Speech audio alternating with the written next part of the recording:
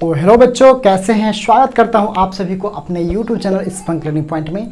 बच्चों, आज का जो हमारा टॉपिक होने वाला है हिंदी व्याकरण। जी हाँ बच्चों, हिंदी व्याकरण आज की इस वीडियो हम लोग पढ़ने वाले हैं और हिंदी व्याकरण के अंतर्गत हमारा टॉपिक आज का होने वाला है वाच। जी हाँ बच्चों, वाच जो काफ़ी महत्वपूर्ण टॉपिक है हमारे बोर्ड के एग्ज़ाम के लिए। आपके बोर्ड के एग्ज़ाम में जो है ना, इससे रिलेटेड काफ़ी ऑब्जेक्टिव पूछे जाते हैं। सो यह वीडियो जो है आप लोगों के लिए काफ़ी महत्वपूर्ण होने वाला है। तो चलिए स्टार्ट करते हैं आज के इस क्लास को। तो बच्चों देख सकते हैं कि मैंने यहाँ लिखा है वाच। क्या लिखा हमने? वाच।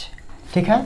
वाच जो होते हैं ना, वो मुख्यतः 3 प्रकार के होते हैं। कितने प्रकार के होते हैं वाच? 3 प्रकार के। एक होता है कर्तृवाच, दूसरा होता है कर्मवाच और तीसरा नंबर जो हमारा होता है भाववाच। ठीक है ना।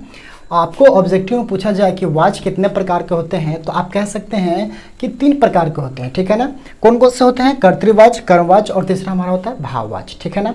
अब इससे जो है ना ऑब्जेक्टिव किस प्रकार से आ जाएगा, जैसे कि लिखा रहेगा आपके ऑब्जेक्टिव में कि हरीश किताब पढ़ता है, निम्नलिखित में से कौन सा वाच है ना। कर्तृवाच है या कर्मवाच है या तो भाववाच है। ठीक है ना। या तो हरीश से अखबार पढ़ा जाता है, कौन सा वाच्य है। कुणाल से बैठा नहीं जाता, ये कौन सा वाच्य है। ठीक है ना। तो वहाँ पर हम लोग फंस जाते हैं। ठीक है ना। आप लोग वहाँ पे क्या करते हैं? फंस जाते हैं। क्यों फंस जाते हैं? क्योंकि आपको इनके बारे में पता नहीं है। तो चलिए आज के इस समस्या को हम लोग सॉल्व कर लेते हैं। तो सबसे पहले हम पढ़ने वाले हैं कर्तवाच के बारे में। ठीक है। हम पहले कर्तवाच के बारे में पढ़ लेते हैं कि कर्तवाच को हम किस प्रकार से पहचान सकते हैं। तो आप देख सकते हैं कि मैंने नोट में यहाँ लिखा है, यदि वाक्य में, ठीक है ना, वाक्य में क्या है, वाक्य में कर्ता के साथ, वाक्य में कर्ता के साथ अगर से या द्वारा या के द्वारा न हो तो वह कर्तवाच होगा। ठीक है ना। और यदि मिल जाए तो कर्मवाच होगा या तो भाववाच होगा। दोनों में से कोई एक होगा। ठीक है ना। उसके भी कंडीशन है, अगर मिल जाता है तो कर्मवाच होगा या भाववाच होगा। तो इसे हम पढ़ेंगे तब हमें पता चल जाएगा। ठीक है ना। तो अगर से द्वारा या के द्वारा अगर मिल जाता है तो वो हमारा कर्तवाच नहीं होगा। ठीक है ना। आगे देखिए, जैसे मैंने एग्जाम्पल लिखा है कि हरीश किताब पढ़ता है, हरीश किताब पढ़ता है। देखिए हरीश क्या करता है? किताब पढ़ता है। तो यहाँ क्या लिखा है कि वाक्य में कर्ता के साथ, देखिए अब आपको कर्ता के बारे में पता होना चाहिए। कर्ता किसे कहते हैं? जिसके द्वारा कोई कार्य होता है, जिसके द्वारा क्या होता है? कोई कार्य होता है। यानी इस वाक्य में आपको कौन लग रहा है कि कौन कार्य कर रहा है? हरीश किताब पढ़ता है, हरीश के द्वारा किताब पढ़ा जा रहा है।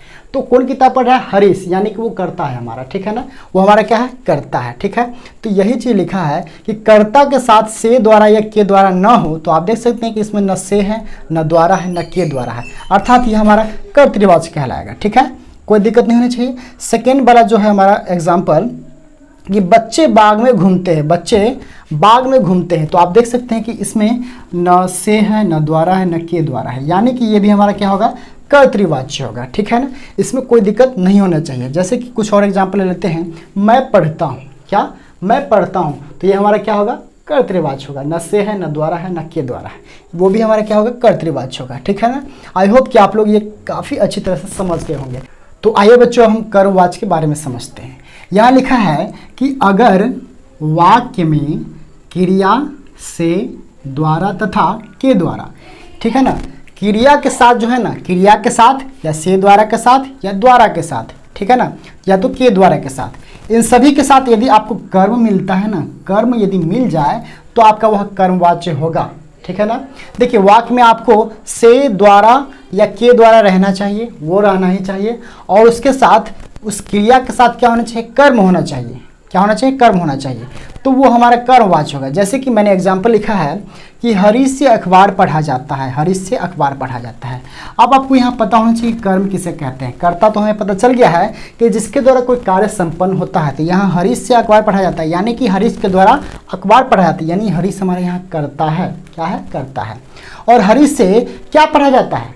अखबार पढ़ा जाता है। देखिए मैं कर्म को पहचानने का तरीका आपको बताता हूँ। जैसे कि यहाँ लिखा है कि हरीश से अखबार पढ़ा जाता है।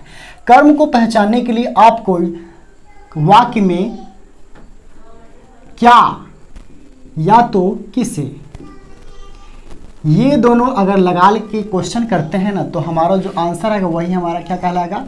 कर्म कहलाएगा। ठीक है ना। ध्यान रहे, क्या और किसे। इसके अलावा क्यों, कब, कहाँ, इन सभी से क्वेश्चन नहीं करना है। इसी दोनों से क्वेश्चन करेंगे, जो हमारा आंसर आएगा वही हमारा क्या कहलाएगा? कर्म कहलाएगा। ठीक है ना। जैसे कि इसमें हम क्वेश्चन करते हैं कि हरी से अखबार पढ़ा जाता है, तो क्वेश्चन आप कीजिए इसमें क्या या तो किसे, ठीक है ना। यदि इस पे आ जाता है कर्म तो भी हमारा क्या हो जाएगा, कर्मवाच्य होगा। यदि किसे पर हमारा कर्म आ जाता है तो भी हमारा कर्मवाच्य होगा, ठीक है। तो हरी से अखबार पढ़ा जाता है, इसमें आप क्वेश्चन कीजिए क्या लगाकर, हरी से क्या पढ़ा जाता है, क्या पढ़ा जाता है, अखबार पढ़ा जाता है। यानी कि हमें इसमें कर्म मिल गया है, कर्म मिल गया है कि नहीं, मिल गया है। यदि वाक्य में आपको कर्म मिल जाता है तो आप डायरेक्टली उसे कर्मवाच्य कह सकते हैं, ठीक है ना, कोई दिक्कत नहीं होनी चाहिए। लेकिन ध्यान रहे वाक्य में हमें से, द्वारा और के द्वारा भी होना चाहिए, ठीक है ना। कर्म के साथ जो है ना से, द्वारा या तो के द्वारा, तीनों में से कोई भी हो, लेकिन उसके साथ कर्म होना अति आवश्यक है। कर्म यदि होगा तो ही हमारा कर्मवाच्य होगा। जैसे कि सेकेंड एग्जाम्पल है कि संजय से खिलौने गिर गए, संजय से खिलौने गिर गया। चलिए हमारा से तो यहाँ मिल गया है, से हमारा यहाँ पर आ रहा है, यानी कि ये कर्मवाच्य या तो भाववाच्य होगा, ठीक है ना। लेकिन कर्मवाच्य कब होगा, जब इसमें हमारे कर्म मिल जाता है तो ये हमारा कर्मवाच्य कहलाएगा। आप इसमें क्वेश्चन कीजिए कि संजय से खिलौने गिर गए, क्वेश्चन कीजिए इसमें क्वेश्चन, संजय से क्या गिर गए, क्या गिर गया, खिलौना गिर गया। क्या गिर गया, खिलौना गिर गया। यानी कि से के साथ और क्रिया के साथ हमारा कर्म मिल रहा है, अतः यह भी हमारा कर्मवाच्य कहलाएगा, कोई दिक्कत नहीं होनी चाहिए। आइए अब हम भाववाच्य की तरफ बढ़ते हैं। इसमें क्या लिखा है कि अगर वाक्य में, ठीक है ना, अगर वाक्य में क्रिया से, द्वारा या के द्वारा के साथ कर्म न हो, ठीक है ना, यदि वाक्य में क्रिया से, द्वारा या के द्वारा के साथ कर्म न हो, क्या हो, कर्म न हो, तो वो हमारा भाववाच्य कहलाएगा। क्या कहलाएगा, भाववाच्य कहलाएगा। आइए हम एग्जाम्पल देखते हैं। जैसे कि यहाँ लिखा है कि कुणाल से बैठा नहीं जाता, कुणाल से बैठा नहीं जाता। इसमें आप चेक कर लीजिए, सबसे पहले तो यहाँ देख लीजिए कि यहाँ से लिखा है, यहाँ भी से है, यानी कि ये भाववाच्य या तो कर्मवाच्य होगा। लेकिन ये भाववाच्य है। अब भाववाच्य कैसे है, तो मैंने क्या बताया था कि यदि वाक्य में कर्म नहीं हो, वाक्य में क्या नहीं हो, वाक्य में यदि आपको कर्म नहीं मिले तो वो हमारा भाववाच्य कहलाता है। जैसे कि आप इसमें चेक कर लीजिए कर्म है या नहीं।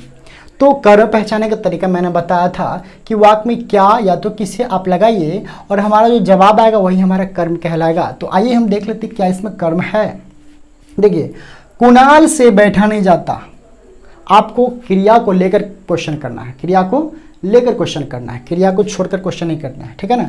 कुणाल से क्या बैठा नहीं जाता, कुणाल से क्या बैठा नहीं जाता, क्या आपको कोई जवाब मिला, नहीं ना मिला, यानी कि यह हमारा भाववाच्य होगा, ठीक है ना। आइए सेकंड देखते हैं, मुझसे लिखा नहीं जाता। आप क्वेश्चन कीजिए, आप कर्म को पहले खोज कीजिए। कर्म यदि मिलता है तो हमारा कर्मवाच्य होगा, यदि कर्म नहीं मिलता है तो भाववाच्य होगा। तो आप देख लीजिए इसमें क्या कर्म है, मुझसे लिखा नहीं जाता, मुझसे क्या लिखा नहीं जाता, कोई जवाब मिल रहा है, नहीं मिल रहा है, यानी कि यह भी हमारा भाववाच्य कहलाएगा, ठीक है ना। यदि रहता मुझसे पत्र लिखा नहीं जाता, मुझसे पत्र लिखा नहीं जाता, तो क्या लिखा नहीं जाता, पत्र लिखा नहीं जाता, पत्र यानी कि हमारा कर्म मिल जाता है। यदि कर्म मिलता है तो हमारे कर्मवाच्य अर्थात, ठीक है ना, कर्मवाच्य होगा, और यदि कर्म नहीं मिलता है तो हमारा भाववाच्य होगा, ठीक है ना। आई होप बच्चों कि आप लोगों को ये तीनों टॉपिक काफ़ी अच्छी तरह से समझ में आ गए होंगे। तो बच्चों ऐसे ही मज़ेदार टॉपिक के लिए आप हमारे चैनल को सब्सक्राइब कर लीजिए और साथ ही बेल के आइकन को भी हिट कर लीजिए ताकि सबसे पहले हमारी वीडियो की नोटिफिकेशन आपके पास पहुंचे। तो बच्चों मिलते हैं नेक्स्ट वीडियो में, तब तक के लिए बाय बच्चों।